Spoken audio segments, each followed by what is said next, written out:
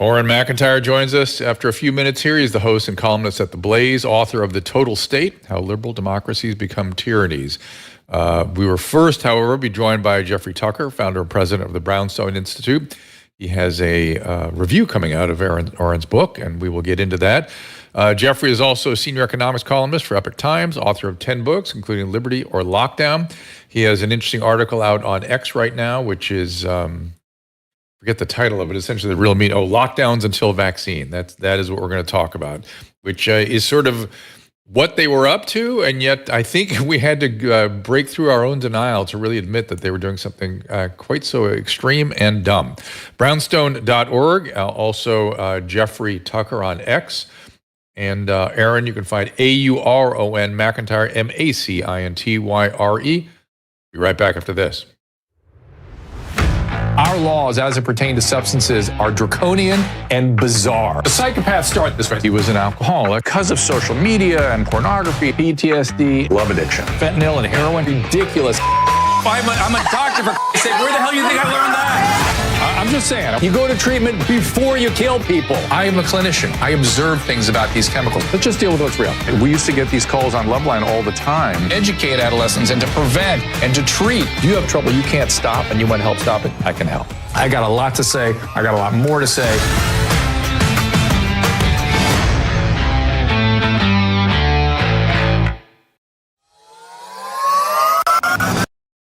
You could spend thousands of dollars and dozens of hours trying to look a few years younger, or you can skip all that and the hassle and go with what works, Genucel Skincare. Genucel is the secret to better skin. Their products are made in the USA using a proprietary technology that combines a naturally effective base with non-GMO ingredients. In fact, you might have witnessed the astonishing effects of Genucel during a recent unplanned moment of our show, when just a little Genucel XV restored my skin within minutes right before your eyes. That is how fast these products work. I know I'm a snob about the products I use on my face. Everybody knows it. Every time I go to the dermatologist's office, they're just rows and rows of different creams. Retinols, vitamin C cream, under eye cream, night creams. Scrubs. And then when I get to the counter, they're overpriced. All kinds of products that you can all find at Genucel.com. Susan and I love Genucel so much, we've created our own bundle so you can try our favorite anti-wrinkle creams, correcting serums, under-eye treatments. Say goodbye to those fine lines, forehead wrinkles, skin redness, even those dark under-eye bags. Women and men of all skin types, Genucel has got you covered. Order right now at Genucel.com/Drew to save 50%, actually over 50%, and you'll get a free luxury spa box plus free shipping.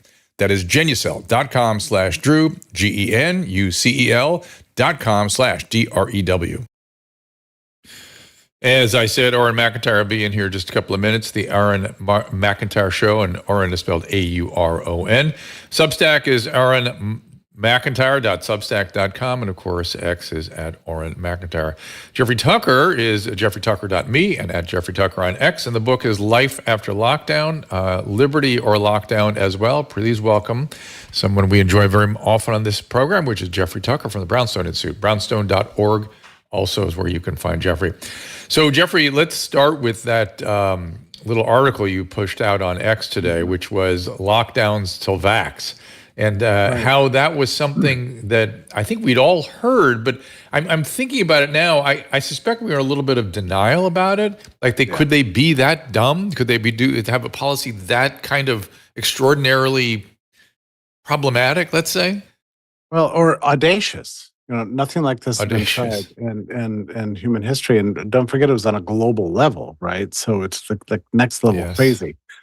You're going to drive down zero prevalence levels to be as low as possible, not for 2 weeks, but for 10 or 11 months through forced human separation in order to prevent, here's the key, you have to stop the pandemic from ending.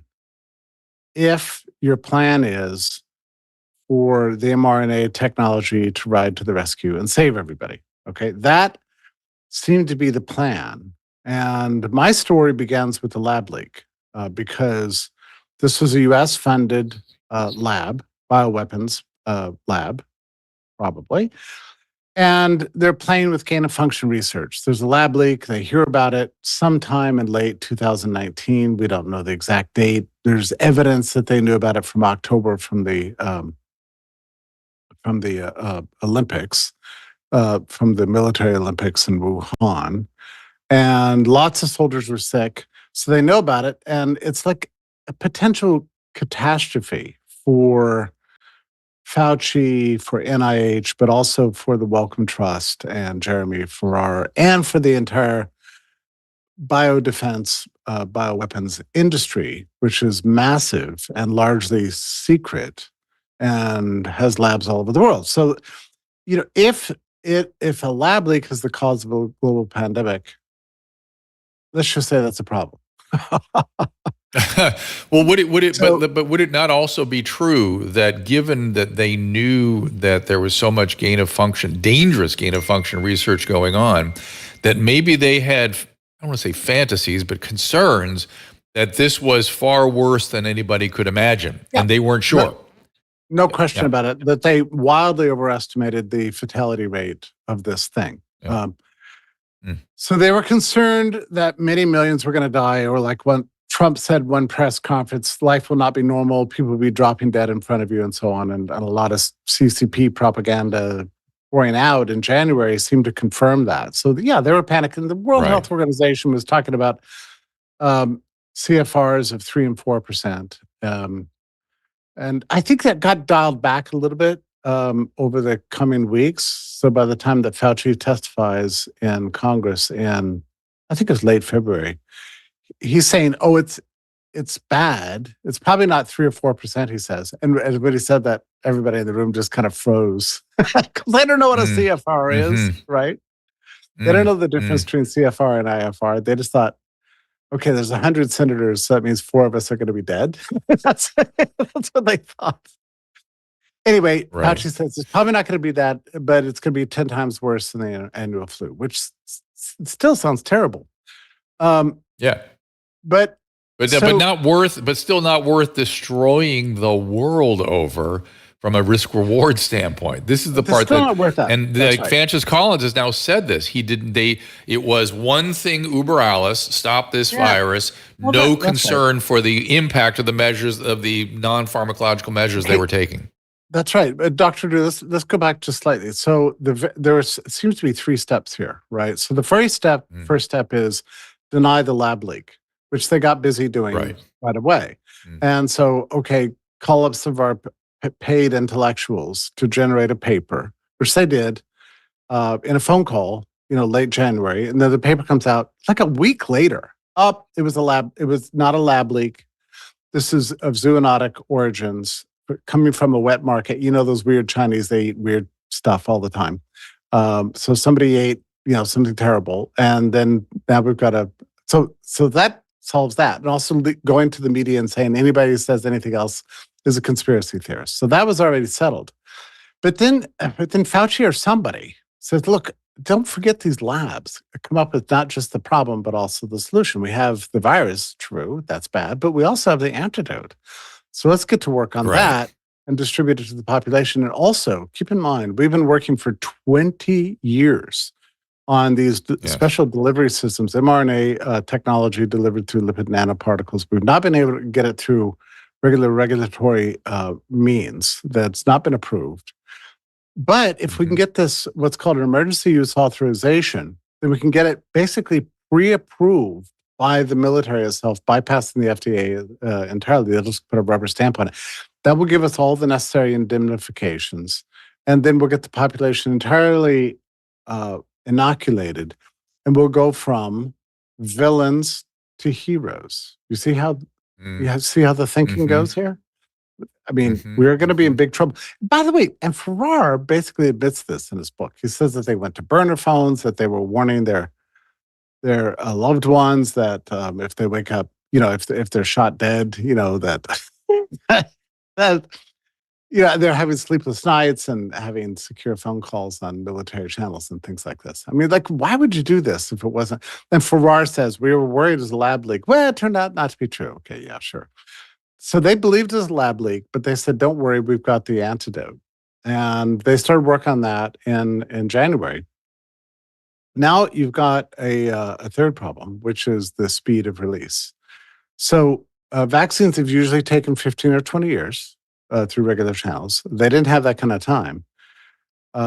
It certainly couldn't happen in 2 weeks, but that's what they started with. We'll go with the 2 weeks to slow, to flatten the curve, because the hospitals would get overcrowded. Forget that the hospitals are empty, all over the country. Yeah, we have to flatten the curve, and we have to slow the spread. At the time, it was very strange because I kept asking myself, why do you want to slow the spread? I'd be like we're just waiting for herd immunity to arrive.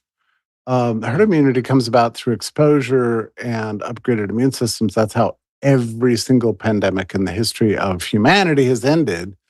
Why did these people want to prolong the pain? Every time I heard slow the spread, I kept hearing prolong the pain. And the pain was real. Okay, so the pain involved forced human separation. You can't have house parties. You can't have weddings. You can't have funerals. We're going to have to cancel Easter and Thanksgiving and also Christmas, and now Easter again and probably Thanksgiving again. So like draconian stuff. A lot of it was pure theater. So plexiglass in front of the merchants, closing small businesses because, if people go into small hardware stores, they're going to be standing too close together. But if they go into Home Depot, then they can stand far apart. This is how primitive their thinking was. So we'll make everybody miserable. Keep them out. You can't go to the beach. So locked inside. And then the masks come along, and it's like, okay, masks don't really work, but they're good sort of separation theater, pandemic theater. The main goal is to preserve the immunological naivety of the population so that people will be prepared for and clamoring and demand for the shots. The mRNA shots will arrive, solve the pandemic, and we'll have a new product and a new platform technology that'll be useful for every other human malady you can imagine forever. Then we'll finally have what we've wanted, with this subscription service. Now, this is pretty weird. As part of this too, you had to get rid of other antivirals and normal therapeutics, because in February we were hearing about how so a lot of doctors were saying, people like you, were saying, look, based on the data I'm seeing here, this doesn't look like entirely different from a normal respiratory virus, maybe a little more severe. But we've dealt with these things in the past. We've got ivermectin, we've got hydroxychloroquine, we know the vitamin D works, we've got zinc, and depending on your immune profile, doctors have the tools to deal with this. This is what was being published in February in places like Psychology Today and for that matter, the New York Times and even the Washington Post. I mean, there wasn't a sense of panic in the air. There's a lot of details here. There was a junket to Wuhan where the UK. That was a brainwashing. That was a brainwashing campaign for sure. So if you remember, that's Michael Singer wrote the book Snake Oil Science, where you see this is the graph achieved in Wuhan, up a little bump, and then no more cases once they locked down, which was total other BS. There it is. There's the graph, that yellow line. That's total BS. That was the local communist leaders trying to impress their supreme leader. And they had better do so or else. So they just published what they needed to. And the Italians picked it up next. And it was the Italians that thought, it turned out, that guy wrote a book, that local leader in, it wasn't Tuscany, where was this, in Lombardy or whatever. And he was so impressed with Chinese government functioning and policy, he wanted to show how great that system was. That's why he put lockdowns in, not to prevent the virus, not with an anticipation of a vaccine. I think, though, Jeffrey, the experience in New York City got people, that's where the panic really hit. And most of the imagery that really resulted in the panic was the crowding into the ERs for a couple of weeks, which is, again, that was to suppress that wave in other cities, which probably wouldn't have happened, but okay. And then the idea of there being refrigerators outside of hospitals. Did you ever hear why those refrigerating for for the deaths that were accumulated. Did you ever hear why the refrigerators were? You know why? I'm profoundly aware. I mean, all the coroner's offices were closed. That's one. That's thing. right. Everything, all the funeral parlors. You couldn't bury anybody. You couldn't go to the coroner. Right. You couldn't go to funeral. Nothing. You had to leave them in the hospital. And guess what? They accumulated. That was it. Yeah. It was not that there was such a massive death rate. It was that they couldn't move them along in the usual procedure. That's right. And by the way, out. that happened like 2 weeks after lockdown. So we need to keep the timeline straight, because like Fauci has often said, we had to lock down because of refrigerator trucks. Okay, that doesn't work. It was a fortnight after the lockdowns when the refrigerator trucks were all over the media. And it was also because people didn't want to touch the bodies, right? I mean, so there was this impression, that's right, medieval style impression, that if you touch the body of a dead person, you're going to get the bug. And it was drawn from Hollywood and human instinct and other things. You know, there's no truth to it. But anyway, the point I'm trying to make is that and it sounds crazy. The purpose was not public health. The purpose was and it's crazy when you think about it, that they wanted a lockdown until the vaccine, and they figured that the vaccine was going to come much later in the year, October, November, December. And then at some point it became political, like, let's just release this after the election, which we know that Fauci delayed the release of the vaccine until after the election on purpose. I mean, he delayed it by 2 weeks and sent Moderna and Pfizer back to trials because he was unconvinced. But the point is that it wasn't to make the population healthier. It was to forestall the population from getting healthier in anticipation that the vaccine would come along and save the day and be celebrated as the great savior, and everything else follows from that. Now, the reason I wrote the article is that I was on the phone, I guess, last week with one of the people investigating all this stuff. And there's so many threads at work here. We've got big pharma involved. We've got big tech. We've got the media censorship piece. We've got this weird political thing going on.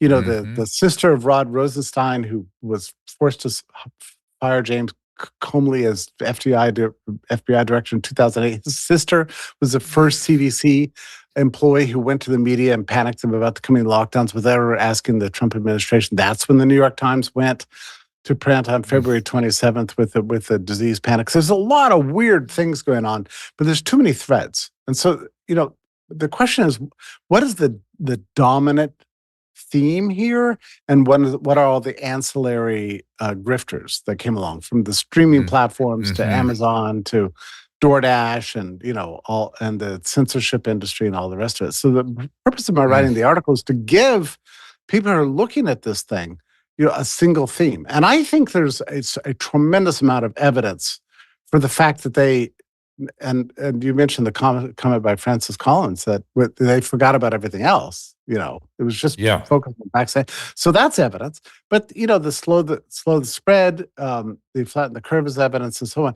But as I finished the article, I remembered this phone call I got from Rajiv Venkaya. Okay, so he calls me in April of 2020 saying, you need to stop writing about lockdowns. It's kind of embarrassing. It's, you're one of the few people who's even objecting to this. Everybody else is, fully on board with this.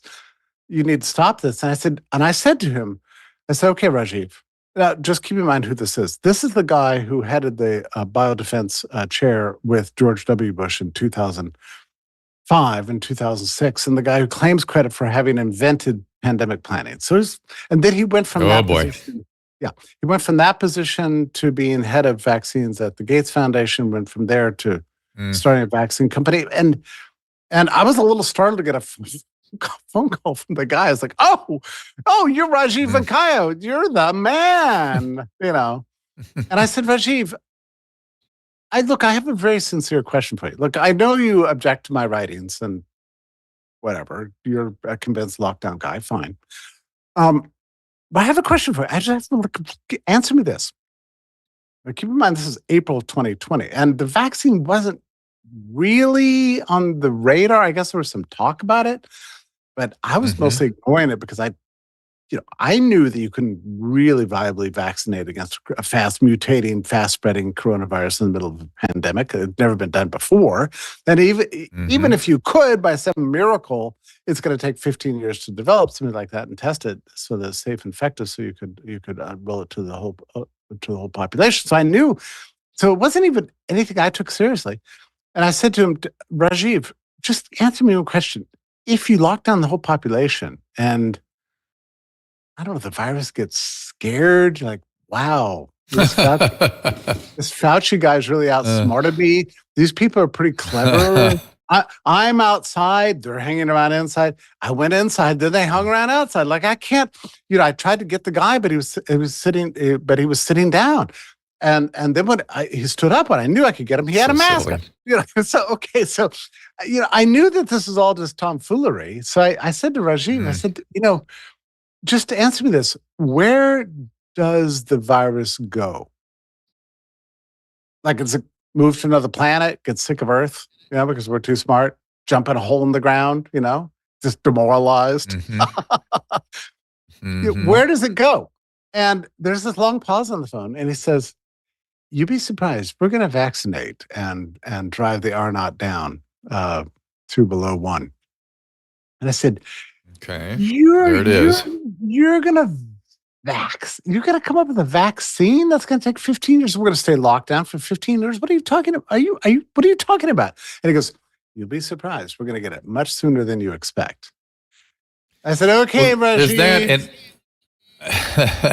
and I remember the rhetoric around you'll never shake hands again, and humans need to get used to being separated, all this garbage, and it begs the issue, which we sort of put in our promotion for today, about the sort of the permanent class of administrative overlords, I think are your words, who beg no concern for duly elected officials.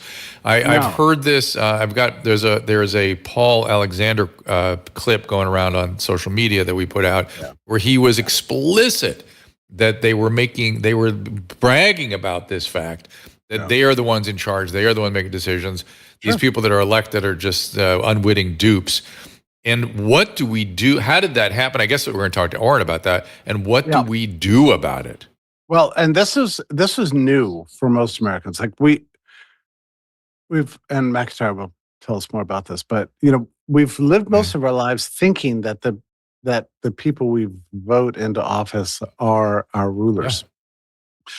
Or representing us. Forget the rulers; they're representing us. This is, that there's this now middle bureaucracy that doesn't care about the will of the people. That's insane. Yeah, and we didn't. Most Americans didn't know anything about it because we read the Constitution. There's no fourth branch. There's just judiciary and executive, but there's this whole thing called the administrative state, which is plugged under the executive branch. That has autonomous power that cannot be controlled by and is not being controlled by the president. I would say that most Americans have lived most of their lives without ever really having been introduced to this. Maybe if you get auditors. No, I agree. Oh, maybe the IRS, but that's the IRS seem to be doing the will of the government. You're annoyed by having to go to the driver's license bureau or something like that, But it's not been that big a deal unless you're in business. You have to deal with the Department of Labor, or you're a real estate developer. You have to deal with the EPA. I have the clip. That kind of stuff. Oh, you have the clip? Yeah, I have the clip. Of Let Dr. me Alexander. play this clip for you. Yeah, I want to play this clip for you, Jeffrey, because it's pretty dramatic. I'll set it up. He was, because of how he looks and sounds, they assumed he was not from the administration at the time, that he was one of them. And so they started including him in on their behind the scenes behavior, backstage behavior. And this is what he learned. I was the only academic scientist in HHS in that building during COVID. It was held for me from the deep state. And there was every effort to subvert Trump. President Trump would have occasions where he would invite the staff to his Trump Hotel in Washington.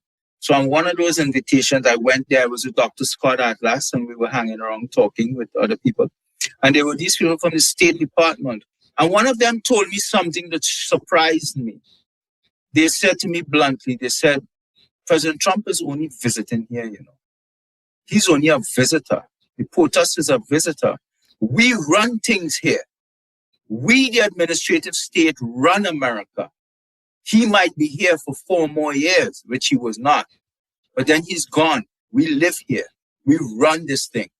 And that made it clear to me, the situation. I'm a moderate. I don't care who it is. I just don't like the idea that public servants don't serve the public will. That is so there you go. That's my feeling about it. And Jeffrey, you sound like this was shocking to me when he said this, but you say, there it is. That's that. Just so. Yeah. Well, right. And truth is, this has been going on for many, many decades. I used to be good friends with Jack Kemp when he headed the Department of Housing and Urban Development, and he was introduced this to himself because he thought he was going to be the head of the department, right? A political appointee. Well, I'm in charge of everybody here. Well, the employees just ignored him. They replaced the old picture with a new picture, and otherwise nobody cared. And he had a devil of a time. I think he was there 3 years and accomplished essentially nothing.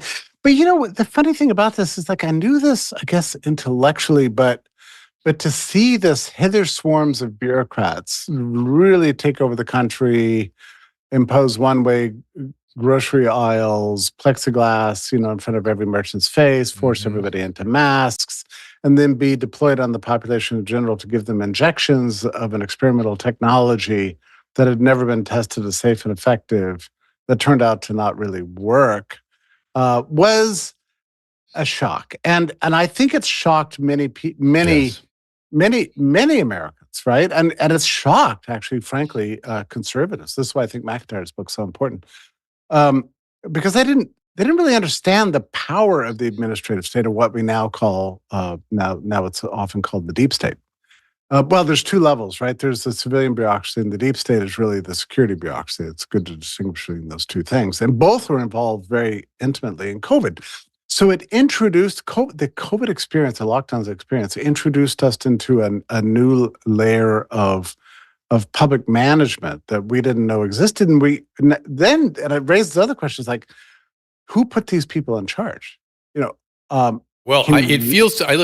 just seems to me that it just got so big, and the elite got so ensconced that's just what happened. I don't think that it was a conscious thing, or that anybody marched to those jobs with the expectation that they should be, not serving the will of the people. They may have been very idealizing their ideas of what they were going to do at the beginning, but clearly they've lost track of that. Let's do this. Let's bring Auron in, Auron MacIntyre, and we'll talk about his book. I feel like there was one other thing I wanted to say about the. Let me just say this one thing. Go ahead. Did we cover the whole lockdown of the vaccinate thing? Because there's several holes in my theory, by the way. One is that the vaccines didn't work, and there seemed to be a lot of evidence from the very beginning they wouldn't work. Yeah. So why would you push by didn't work? And what I mean is it didn't stop infection or spread, so it can't have ended the pandemic. And so why would you put everything into something that was so sketchy? I'm not sure there's a very compelling answer to that, except growing out of just the deep investments in mRNA technology that they thought in the future. Also, Jeffrey, by that point, the hysteria was in full swing, and the ability to have any scientific discourse was completely gone. And as soon as a leader said, "Just saith the Lord," it works, it prevents transmission. Remember all that rhetoric around, it got crazy, and they didn't even bother to look at the data. They were just involved in their rhetorical, hysterical outburst. So it became. We're going to bring Auron in. A bit of a religion. I think that's true. They had to believe. 100%. Yeah. 100%. Well, it was dangerous not to. Dangerous not just from the standpoint of you're going to kill grandma and everybody else. It's that you're going to lose your job, you're going to lose your status. The hysteria concerns and fascinates me as much as anything. This is what outrages me: the cruelty that you would let an entire population languish in closed schools, unemployment, ill health, drunkenness, drug addiction, denial of meetings, separation from family, separation from loved ones, all to promote a new pharmaceutical product. That is unbelievable. If you had told me 10 years ago that there would be, and by the way, Dr. Drew, and I know you want to move on to Auron, and that's good, but this is also why the attack on J&J happened in the spring of 2020, because it was not an mRNA technology, and they wanted it to stop compete. So you see how this explains everything?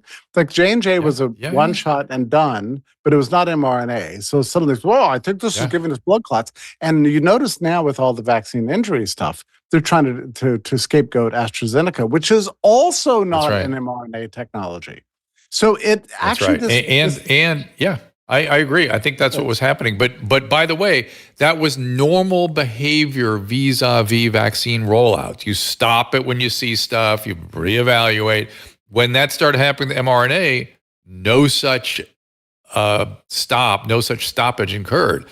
All right, we're going to move on. We're going to take a little break. We're going to bring Auron in here. We're going to talk about his new book, and we're going to talk more about the elites, the ensconced state.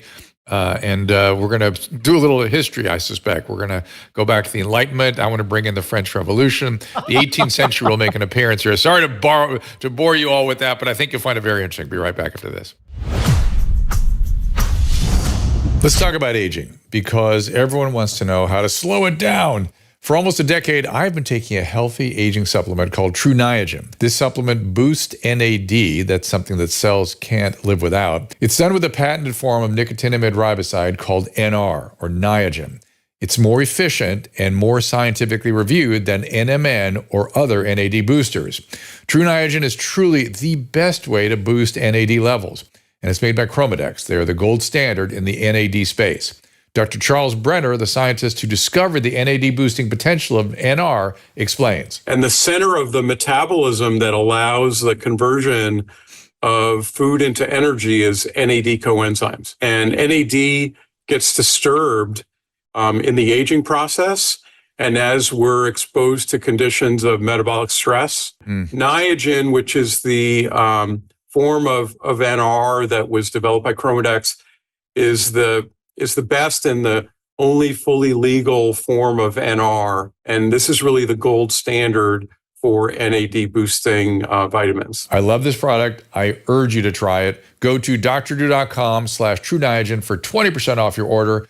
That is drdrew.com/True Niagen, TRUNIAGEN, and enter Dr. Drew at checkout, DRDREW, enter it at checkout for 20% off. There are 4 distinct and outstanding medical kits from the Wellness Company: a first aid kit, a travel emergency kit. I was very instrumental in developing that one. I love it. A COVID emergency kit. But let's unpack their medical emergency kit, the one that gives you immediate access to treatment for a variety of medical conditions. Here's the kit: pneumonia, upper respiratory infections, skin infections, gastrointestinal infections. You'll have on-hand medication that will even serve as immediate prophylaxis against a sexually transmitted infection, rapid intervention for Lyme and other tick-borne illnesses. Of course, we've added Tamiflu to our kits in case the avian flu should become human-to-human transmissible. Then we know something is up and we want to be ready. And look, we want to be covered for bioterrorism even. And of course, the Nobel Prize-winning antiparasitic ivermectin, and a how-to guide and a virtual consultant. Get access to these prescription meds by going to drdrew.com/TWC to save 15% off. That is $30 off the medical emergency kit. drdrew.com/TWC for 15% off the kit and any of their kits or their supplements. Do it now. drdrew.com/TWC. I ain't Dr. Drew. Dr. Drew. You want to spend the whole session talking about Dr. Drew? There you go. Even you call him Dr. Drew. Let's talk about aging, because everyone wants to know how to slow it down. For almost a decade, I've been taking a healthy aging supplement called True Niagen. There we are. I'm happy to hear again about True Niagen. I love that product. And also be ready with the TWC kits. They are new stuff coming. Dr. Kelly has been designing a new kit based on her ER experience with some really interesting products in there that'll be available. So we empower the patients. So if something, God forbid, like happens again as COVID, we've seen what they can do. You will be ready. I want to also tell you about, I think everyone knows inflation is with us, and getting into debt is pretty easy, but getting out of debt is more difficult, and you do not have to do so alone. Help is available thanks to PDS Debt. PDS Debt has customized options for anyone struggling with credit card, personal loans, medical bills, collections. If you're making payments every month on your debt and your balances are not going down fast enough, this program is for you. PDS Debt provides options that consolidate your debts into one low monthly payment. Anyone with $10,000 or more is eligible and qualifies as such, and there is no minimum credit score required. Even if you have bad credit, fair credit, PDS Debt can help. Again, that is PDS Debt. They are a top-rated company on Google, an A+ rating on the BBB, the Better Business Bureau. PDS Debt cares about helping you get out of debt. Check out how their reviews stand, and people seem to be very enthusiastic about them. See how many mention PDS Debt employees by name and how much they appreciate the work they did for them. Get a free debt analysis right now at pds.com/DRDRAW. That's Dr. Drew. Only takes 30 seconds. That's pds.com/DRDRAW. One more time, it's pdsdebt.com/Dr. Drew. And before we get Jeffrey and Auron in here, I want to make one quick mention of our friends at Paleo Valley. Of course, the bone broth, the sticks, the venison, the beef sticks, the tallow. Get what listen, this is a privately run small business. They are attending to the detail and quality. The bone broth is not hide. It's grass-fed, finished beef, real bone. Get yours at drdrew.com/Paleo Valley for 15% off the first order and 20% off when you subscribe. That is drdrew.com/Paleo Valley. Now, let's bring back our friend, Dr. Jeffrey Tucker, as well as Auron MacIntyre is going to join us. The book, let me get the book name for you. It is, Auron, sorry. There it is. The Total State, How Liberal Democracies Become Tyrannies, which to me, there's the book. That title would not have made sense to me 5 years ago. Now I feel like I've not only had a taste of it, I'm spending a lot of my time trying to understand how in the world this happens. So thank you for writing the book. I know Jeffrey has read it and has some thoughts, but I'll give you a chance to describe what motivated it first. No, thank you so much for having me. And I feel exactly the same way. To be clear, 5 years ago, I was a stock issue, standard talk radio conservative.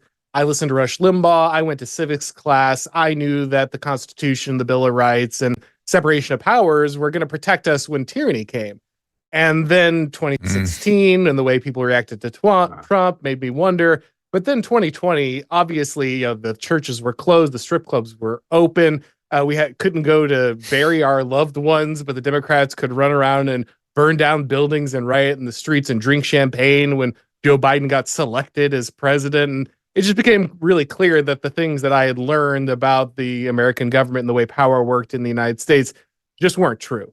And so the book is really the story of my intellectual journey as I went through my background in political theory and kind of traced down these thinkers that usually are not included in the conservative or right-wing canon in the United States, but helped me to understand what was going on. And so my purpose in the book is really just to help people hopefully go on the same journey I did of understanding how power really works in the United States and how hopefully we can kind of correct the situation we find ourselves in. I want to give Jeffrey a chance to have at you a little bit, but before I do, I want to read something from, I think, Jeffrey, this would be your camp, from the Mises camp, this is Du Juvenel. His discussion of the problem of sovereignty says the limit or restrict the scope of power is the intention of popular sovereignty or even the divine right or the balance of powers. Restrict scope of power, but that, quote, in the end, single such theory has sooner or later lost its original purpose and come to act merely as a springboard to power, much like we just saw, by providing it with the powerful and invisible sovereign with whom it could in time successfully identify itself. Jeffrey, have at it. I love de Juvenel, and that's my favorite part of MacIntyre's book is his celebration of de Juvenel. And he's a neglected thinker, and I think if you take politics seriously, you need to read him. So I was thrilled by that. Part of de Juvenel's theory of liberty in general is that it's not guaranteed by proclamations from above concerning individual rights. It's guaranteed by mediating structures in the culture, large, powerful, organic institutions like churches, intergenerational wealth, communities with robust folkways that grow up over generations that are ferociously defend their freedom against the state. And that, so part of MacIntyre's theory is that when you get liberalism coming along and saying, oh, everybody should have rights, we should just have individual rights, and here's our fancy constitution that's going to protect it. I sound like I'm making his case, which I'm not sure I am, but his point is that liberalism can, in fact, be organized as an attack on these structures of authority, the aristocracies, intergenerational wealth, the religious traditions and community folkways that are in fact a bulwark against the state. Liberalism can attack those things and reduce the essential struggle of politics to an individual versus the state, and under those conditions, the individual will always lose. I think that's de Juvenal's argument. I think it's always ultimately lose, or ultimately it's lose set up against, as a loss to begin with.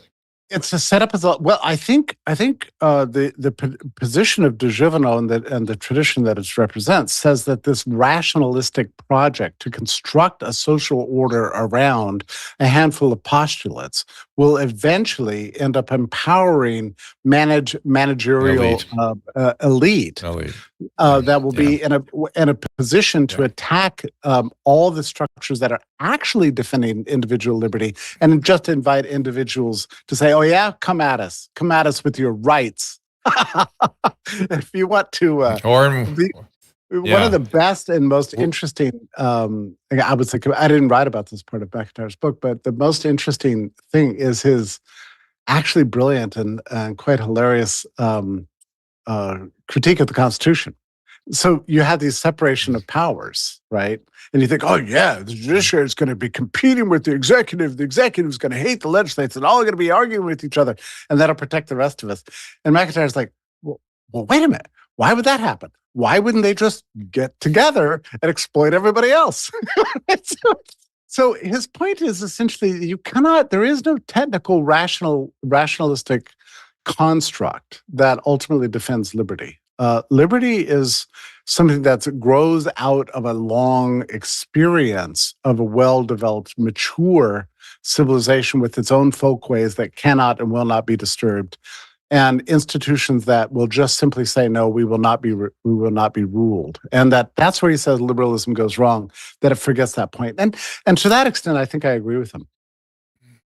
Auron, we'll let you respond, but I think de Tocqueville made the same point. I don't know if you brought him into your conversation in the book.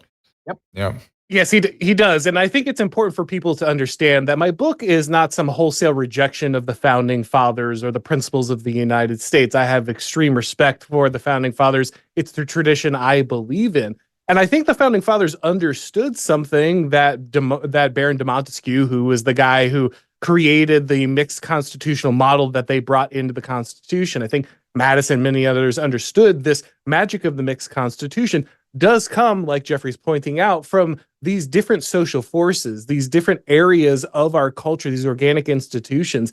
Ultimately, they are what actually pushes back against the government. It's not some creation of words on paper or an enumeration of rights. Ultimately, those rights are simply placed there because we already believe in them. We already share the tradition and folkways, the faith and the identity that inform those things. And it is our vigilance and our virtue in our communities that actually pushes back against this. But I think ultimately liberalism erodes these values because liberalism sold us this idea of political neutrality, the idea that we could shove all the existential conflicts of religion and identity and other things into the closet. We could create this bare minimum type of morality and identity on which we could trade and do business. And of course, this was great in a lot of ways, right? We benefit from an amazing amount of material prosperity and everything else, advancement that comes along with this system.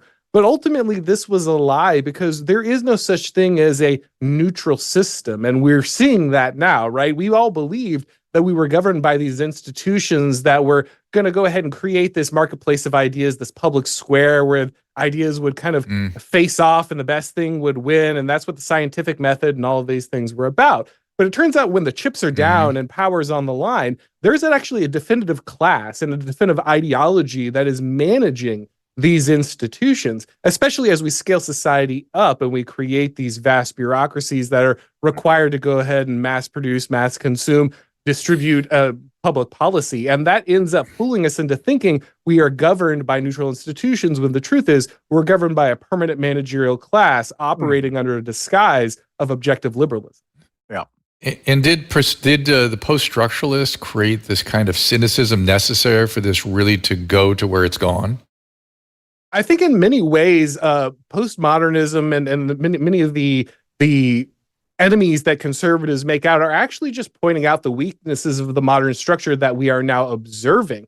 I don't think that really what we saw in the pandemic was a failure due to postmodernism, was actually just the actual failure of modernism. It was the essential critique that postmodernism brought to what would come when modern institutions were stretched to their limits and when points of failures really arose. Ultimately, what we ended up in was this constant governance under what Carl Schmitt called the state of exception. When we reach the end of the application of any given constitution where it can't predict what comes next, and we end up under the sovereignty of the institutions we have gone ahead and vested the powers in. The problem is that most Americans didn't understand what institutions had actually received that sovereignty. They thought they were still governed by representatives and presidents when they were actually governed by Anthony Fauci and the World Health Organization. And Jeffrey, I think we're going towards the Enlightenment criticism here. Go ahead. Yeah. So, look, I have the highest respect for this critique, and I really appreciate it and all the literature that he cites. But I don't know, and MacIntyre will laugh at me to think, oh, you're just another liberal with a technical fix. But I really think that the problem that he's identifying began with the Pendleton Act of 1883. I mean, it was the very first time we imagined that we would have civil servants that were independent of politics. And that rose up after 1883 and really rose up during war. And then there's this catastrophic constitutional amendment that led to the direct election of senators that really disenfranchised the states as being powerful agents in the constitutional structure, so that the Senate became just like the House, just democratically elected, and the cities began to rule everything. So, I think without the Pendleton Act and without the direct election of senators, the American Constitution might have protected us against something like COVID lockdowns. I think those are just mistakes that we made. In other words, I'm not ready to say, "Oh, liberalism sucks. It's always terrible." I think we could have fixed it. Something like the liberalism that we lived under the Articles of Confederation, or even under the Constitution up till 1883. Was more or less viable. I mean, it did protect our rights. It did protect our freedom. And like Auron says, we developed societies of tremendous wealth, long lives, and emancipation for everybody. I think that is something to celebrate. I think we could have preserved it if we hadn't made these mistakes along the way, erecting the permanent class of bureaucrats. I think I read into Juvenal's stuff that as the state gets bigger, war becomes inevitable, which just makes the state bigger. Did I see something like that? And it's interesting that 1883 was right between the Civil War, right before the Spanish-American War, which really was the first, and people point at the First World War, but the Spanish-American War was really the first major military operation of this country, certainly overseas. But Aaron, go ahead and respond to all that. Yeah, the good news is actually you don't even have to refer to some kind of weird, oblique political theorist. You can just look at the Federalist Papers. Madison was warning about the dangers of standing armies back in the Federalist Papers. In fact, he was arguing that you needed to go ahead and make the militia subject to the federal government only because that allowed you to avoid the dangerous precedent of creating a standing army and that it would compel you into these wars. My response to Jeffrey would simply be that de Juvenal's point is ultimately that power has a metaphysical quality, that it always seeks to go ahead and centralize. He makes this point that the exact process we're talking about right now in the United States also occurred in the Roman Republic. If you go back and read Fustel Calange's The Ancient City, he also explains how this occurred in the Greek city-states. What we're talking about is the human condition.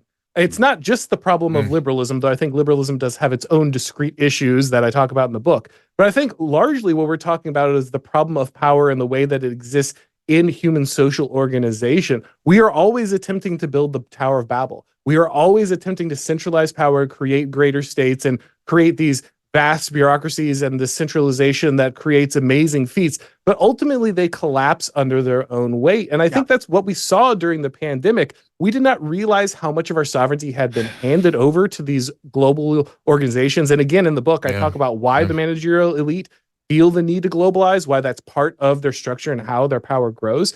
But I think ultimately it is also doomed because we see the way in which their need to exercise that power also collapsed many of our social structures and put a very tenuous relationship between the people and those in power. I think that will continue, and it will continue to create problems until we start to see many of these structures collapse under their own weight. And by the way, as much as I was annoyed by your discussion of Carl Schmitt, who I personally despise, especially his attack on Benjamin Constant, who's my hero. Okay, so just laying it out there. Your last chapter is the reward for everybody for reading your whole book, or last two chapters, because that's when you explain that the total state, as is constructed by the managerial class, is not sustainable because it's inconsistent with human nature, with human experience. Humankind does not like to live in cages, and the apparatus is too big, too audacious, too hegemonic, and that their science doesn't work, and ultimately human beings will push back against it. And you lay out a series of I thought very plausible, very believable things are going to happen in the future to dismantle this. Let us in on that. I want some plausible optimism. Well, the good news, like Jeffrey's pointing out, is that ultimately I do believe that this total state is unsustainable, that the ways in which it tries to homogenize human existence, the way that it tries to build interdependent structures that are simply pressed to their limits and eventually break down, means that we're going to see these large centralized bureaucracies start to falter. We already saw this during the pandemic with the pushback in states like my own in Florida. We saw Ron DeSantis become a rock star governor because of his willingness to say no. He's also done this on things like the desire of the Biden administration to destroy women's sports through Title IX of the Civil Rights Act. We also see governors like Greg Abbott finally starting to take action, pardoning the officer who was arrested or who was sentenced because he defended himself in the BLM riots, trying to stop the passing at Eagle Pass, trying to shut down the open border there. We're starting to see regional governors realize that actually the federal government is directly in opposition to the well-being of the people who live under them. And they're starting to be emboldened by the fact that if they turn around and Greg Abbott says, actually, you're just not going to come in and cut this barbed wire, and the government says, oh, yeah, we are, and then just nothing happens. Actually, there's no real consequence. Right. And I think eventually these people just start to understand that actually listening to Joe Biden or whatever figurehead that the total state pops up in front of us is actually a detriment to them, and they'll start pushing back against these things slowly at first, but eventually centralizing power in a way that was actually the way the government was supposed to work in the United States, the federal system, and I think one that is far healthier for our natural form of human organization. And to bring it back to COVID, I mean, how many people have actually gotten their 9th booster or whatever we're on? I mean, everybody's refusing this stuff. It's well known that the vaccines did not work. I'm not, the trust is gone in public health, the trust in science and expertise, the trust in the media. It's all melted away. So in a way, the great demonstration program of the power of the administrative class and the managerial ruling class, the elite, and their magnificent scheme for getting rid of the pandemic, it lies now in ruins and reputationally too. And so to MacIntyre's point, I mean, it's not sustainable that a whole population is big, and we're talking really about the world too. I mean, Europe has the same problem, which is crazy. The same story and the absolutely. same problems. I mean, Brownstone held a retreat in Spain recently, and we were astounded. We had people from 30 countries. We all told the same story. So, it really is a global issue. And now you've got the whole world's population that's lost trust in the entire upper crust, the 1% of the ruling class around the world that did this to us. How is that sustainable? I don't believe it is. I don't know about sustainable, but I can think of nothing more healthy than that. I mean, again, back to de Tocqueville, his whole point was that the only reason democracy worked in America was because of the local practice of democracy. And I can tell you from the standpoint of the medical system is supposed to be two people, patient and physician, doing their jobs together, and nobody is supposed to get in the way of that. And everything we put on top of that is a freaking catastrophe. So I don't know. It's back to simplicity. And it's interesting what Auron is saying, that I keep thinking that our state system may be our salvation. The fact that we have well-developed states that run decent governments not in California, New York so much, but many states are running decent systems where people can function, can live their lives, and want to be left alone by the government. There's a whole thing here. You know, there's another thing I've been thinking about as it pertains to America that you guys are not bringing up, but people that came here, that immigrated here, did not come here because they were leading happy lives in the countries they'd found themselves. We were all one trauma, one incredibly profound, long-standing population of PTSD after PTSD, whether somebody was brought here on a galley or whether they were, in shackles, or whether they were running away from the Holodomor like my family, or whether they were the Northern Englanders that came in, they were the wildlings coming into North Carolina. I mean, this country has a lot of psychopathology built into it, and we never think about that. I like to think of this country as a country. Both of you. Well, no, I like to think of this country as a country of rebels, and I'd like to believe that we're really rediscovering what that is like. And we all have to speak for ourselves here, but I myself have gone through this process of rediscovering ever since the COVID experience. Like, what is real food? I've gotten curious about issues that, like, what are we being medicalized? What about these medicines? Where do they come from? Are they? What about these regulatory agencies?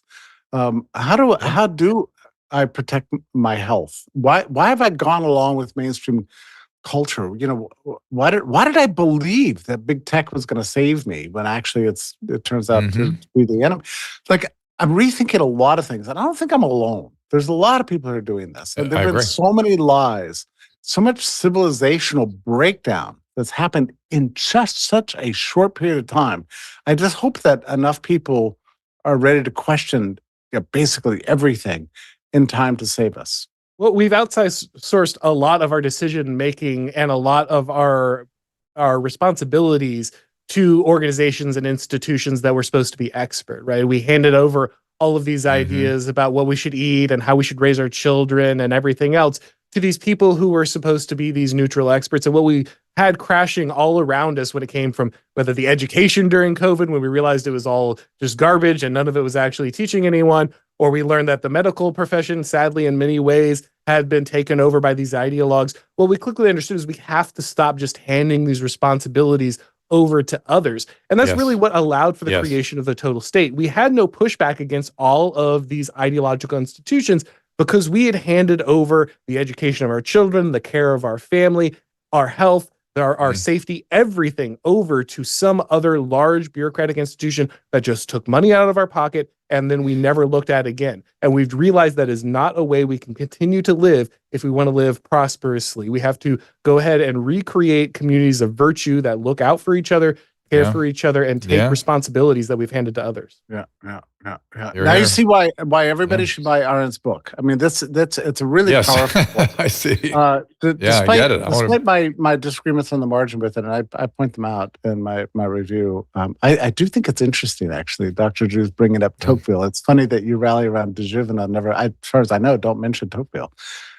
So I have my own list of heroes. You have yours, but I love your book. I think it's thrilling that you've unearthed this gigantic tradition and given a very compelling explanation for the tyrannies of our times. I hope everybody reads it. Yeah, it is tyranny, right? I mean, that word has been on my lips a lot during the last 3 or 4 years, and I started thinking that way back with how the medical system was operating 20 years ago. And it's unfortunate that everyone missed the opioid crisis as the pandemic of opiate overprescribing as an opportunity to see what was ahead. Because the same exact playbook as COVID. Exactly. An evangelical group of physicians who went around and convinced the regulators and the VA and the state medical societies that pain should never be experienced in America again, that pain is the fifth vital sign. Then they got some cases in California, New York, and Florida to criminally go after doctors for inadequate treatment of pain, not malpractice, criminal actions and civil actions, and the transformation was complete. And then the drug companies, of course, leaned into it, but they did not cause it. It was the exact same playbook as COVID. And it is, again, that decentralization, the turning over of authority, the expecting people to be experts and not to be biased or delusional or to really just represent the well-being as opposed to their point of view. Huge mistake, but I should write a book on that, really, because I lived through that damn thing. It's the same exact stuff we're talking about now. So many people knew that this was, as it unfolded, people understood the story that was unfolding. I did not. I didn't follow any of that opioid business. I didn't have any idea the power of the big pharma. I thought the problem with our pharmaceuticals, the FDA hasn't approved enough drugs quickly enough. I mean, if you had asked me 5 years ago, that's what I would have told you, and I would have been wrong, right? I didn't understand just how captured FDA really was. So this whole thing has shocked me, and not just the U.S. government, but governments all over the world. The whole apparatus of the state hegemon globally, captured by a handful of pharmaceutical companies working with biodefense. It sounds crazy. But there it is, and that's what we've seen. That's why it took me such a long time to become a believer. It begs the issue to Auron whether or not that is something about the way these bureaucracies have developed, or the way they structured, or the psychology, or the ideology. What do you think, Auron? I actually make the argument in the book. I lay out why bureaucratic structures do inevitably lead us to this result. Why over time we will see that the incentive structures of bureaucracies always move them in the direction of what many people would call a left-wing bias, but what is ultimately the direction of separating themselves from the original mission of the organization and instead molding themselves around the interests of the bureaucrats themselves, the managers, the way that they want to go ahead and form society. I was working as a teacher, a high school teacher during the pandemic, and let me tell you, the terrifying things that are still floating around inside the education system. You don't even realize the way in which the pandemic has revolutionized the grading system inside public schools. If you think the education is bad now, I promise you every grade that is coming out of a kid in the system right now is inflated by at least 2 grade levels because of the way that grading was altered to hide the amount of damage that was done during the pandemic by the fake schooling that we were putting on. And nobody is looking at this. We're all just pretending like everything's fine. We're not thinking about the generational damage that has been built into these systems that we rely on and will continue to be built in them because they've been altered for the benefit of the managers, for their promotions, for their aggrandizement, for their power, not for the actual mission of helping students or helping people get healthy through the medical system. Auron, I have a question about this, if you wouldn't mind my asking something of you. On the education point, the pandemic protocols as they governed education have been devastating for the public school system. There's a mass shortage of teachers. There's a truancy pandemic, as the Wall Street Journal said. That we've got homeschooling exploding. People are clamoring around private schools. There's, everything has changed. Now, I don't understand how this happened. Like, why wouldn't you? If you're a pandemic planner who's a progressive and you love the public schooling system, like, why would you allow that to happen to an entire public schooling system that seems to be in the process of rapid decay? So I think the thing to really understand, and again, I make this argument in the book, is that while we do have a general system of managerial elites that do have power politics and incentives that align in a particular direction, they all have their own individual priorities. They all have their own individual things that they are fighting for, different zones of control, different priorities that they want to go ahead and advance. And so it's a mistake to always think that there's a top-down centralization over every distinct part of that, and that they've always peered deeply into the future of what the consequences will be for the plans as they unfold. In many ways, this is a decentralized apparatus. It has a general ethos, a general idea of where it should be going, what it should be doing, and the way in which it wants to mold society. But there's no central hub that's handing down a blow by blow. I mean, obviously, we do know there is a level of coordination, of course, but I don't think there's a cabal at the top that has planned out every application across every institution and its ultimate, the way those permutations will play themselves out and benefit different classes. So I think ultimately the public school system did not understand that once the students were put in the home with the parent, and once they actually saw the way that things played out, that many parents would actually take action. They would recognize the problem. All of this had been happening in the school building. Don't make no mistake. Everything that your kid was learning, everything that they weren't learning, everything that was distorted and put in front of them when they were in your home, that was all happening behind closed doors, and you just didn't know about it. And when they put those people inside the same room with their kids, suddenly it became very clear what was happening, and many parents went ahead and took action, and that's why we're seeing the exodus from the public school system that we are. Interesting. Really interesting. The last sort of thought I just want you to address, since I have both of you, was something I've been thinking about quite a bit, which is it feels like, at least in the modern era, and I know you reference Greek and Roman history a little bit, and of course there was its own version of this, but it seems to me that the modern era of the bureaucratic state really came out of feudalism and monarchical society, and Louis XIV being the peak of that which the Jacobins then wanted to take over and have it just run by the people, essentially. And then the Soviets and the Chinese got a hold of that, and you had now charismatic leaders taking over as opposed to the people. My question is twofold. One is that model kind of right? Is that really where it all got going, number one?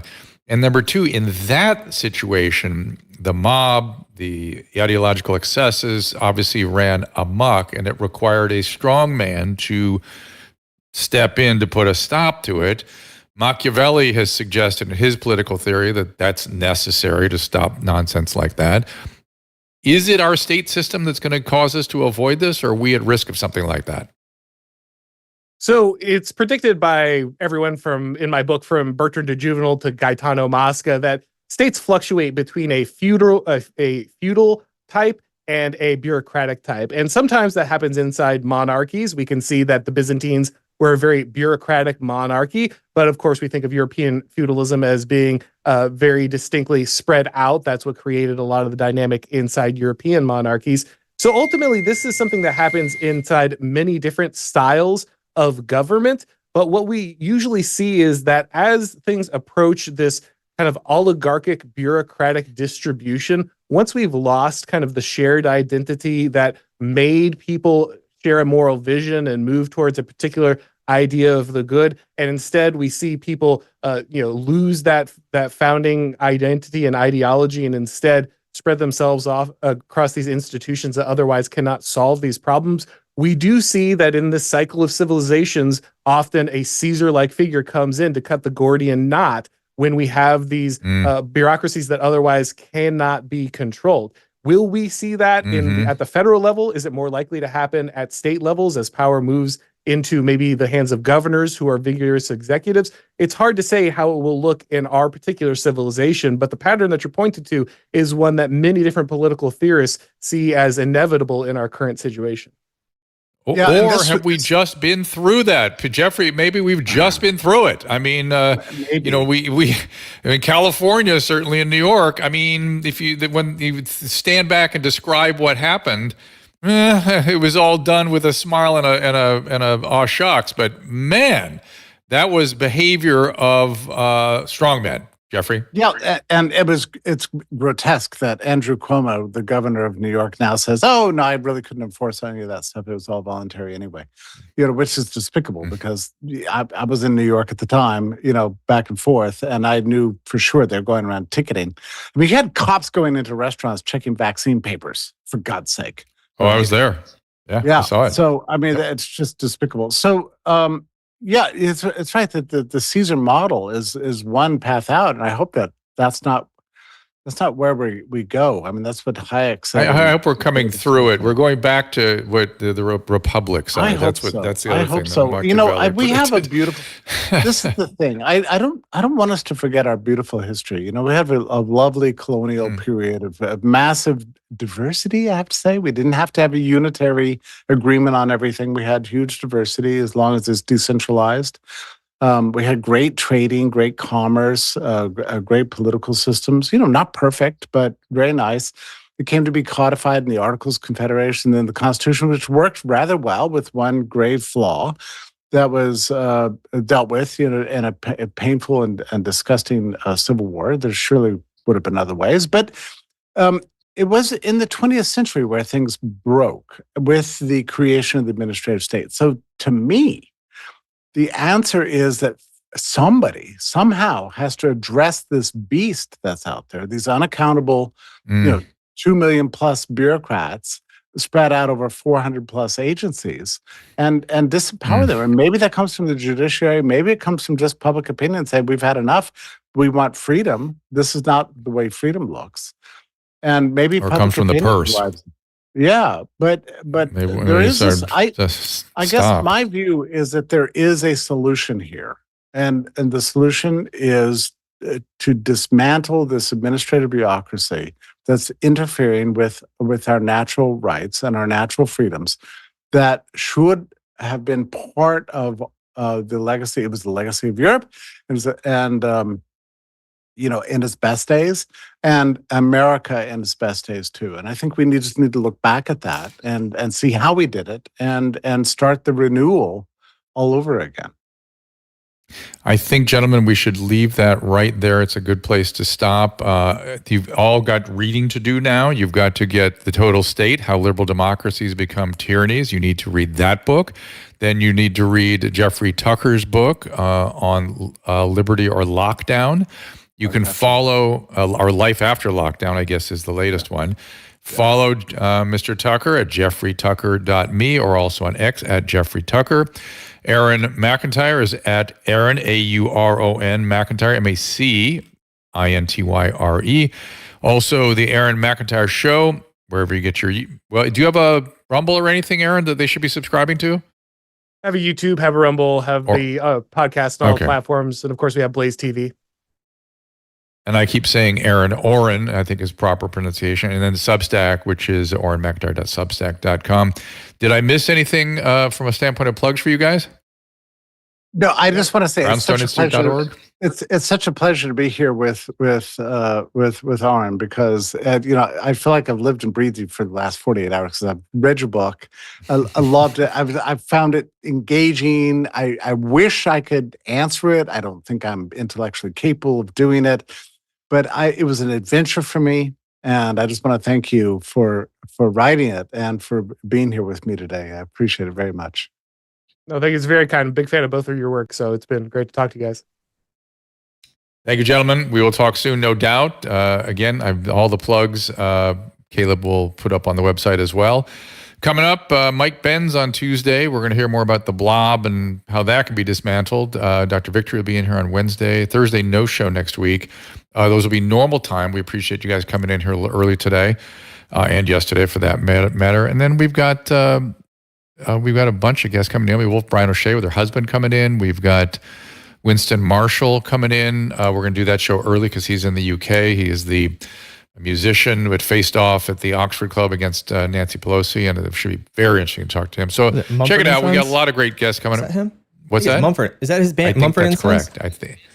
I believe that's true. I believe that's correct. Emily's been doing an amazing job. Emily Barsh out there booking away, and we will have more ahead. You can put any suggestions at contact@drdrew.com if you have anything you want to talk about. Anybody you want me to interview, we are taking suggestions, and Emily and I are always tossing ideas back and forth. And yes, I do follow the show and do subscribe on our Rumble channel. And we'll see you. Caleb, anything from your standpoint? We did this at a distance this week, and it's worked out pretty well, I think, even with the weird timing. All worked pretty well. We have a very early show, I believe, is the one that's going to be with Winston. So I'm Not looking forward to that hour, but I'll do it for him. Yeah, that's going to be. Yeah, it's going to be an interesting show. That's the first time we'll have doing a morning show. And if it really drives you guys crazy that we move the show around too much, please let us know if there's ways we can make that more manageable for you. If you react to it, and if you don't react to us, let us know that too, because it gives us more flexibility to bring in more international crowd here. All right, so we appreciate you all being here. Caleb, thank you for the show. Thank you for the running things technically, and we will see you all on Tuesday at 3:00 Pacific time with Mike Benz. Ask Dr. Drew is produced by Caleb Nation and Susan Pinsky. As a reminder, the discussions here are not a substitute for medical care, diagnosis, or treatment. This show is intended for educational and informational purposes only. I am a licensed physician, but I am not a replacement for your personal doctor, and I am not practicing medicine here. Always remember that our understanding of medicine and science is constantly evolving. Though my opinion is based on the information that is available to me today, some of the contents of this show could be outdated in the future. Be sure to check with trusted resources in case any of the information has been updated since this was published. If you or someone you know is in immediate danger, don't call me, call 911. If you're feeling hopeless or suicidal, call the National Suicide Prevention Lifeline at 800-273-8255. You can find more of my recommended organizations and helpful resources at drdrew.com/help.